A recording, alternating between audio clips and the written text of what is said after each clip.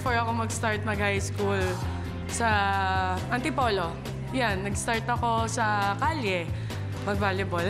Lalo ko kasi ako ng volleyball, nakikita ko yung mga teammates ko masaya, na-enjoy nila yung puntos nila. Tapos ako, masaya ako pag nakapuntos ako, nakikita ko sila, na-enjoy nila yung celebration ko.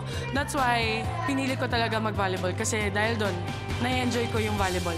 Sa court, at wala ako sa training, usually kong ginagawa. Meron akong mga extra activities na ginagawa katulad ng taibon.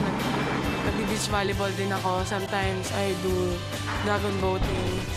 Mayan, nagsasagwan-sagwan.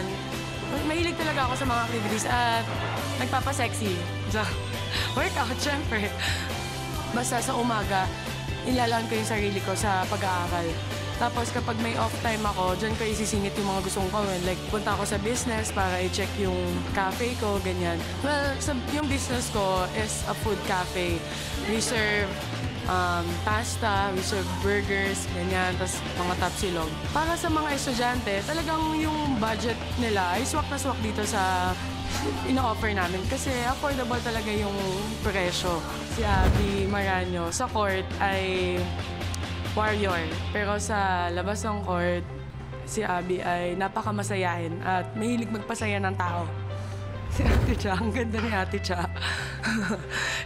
Oo nga, pagod na siya, hindi mo, haggard na siya, fresh pa din siya sa paningin namin.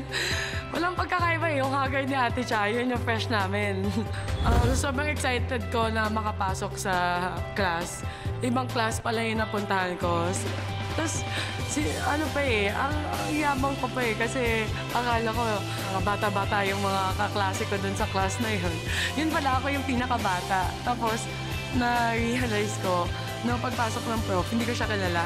So, okay. So, mali pala yung classroom na pinasukan ko. Sabi ko na lang mag-CR ako, pero di na ako bumalik. Hi, I'm Abigail Maranyo from F2 Logistics. Please support us and follow me on Twitter @AbiMarano. PSL, ito ang volleyball.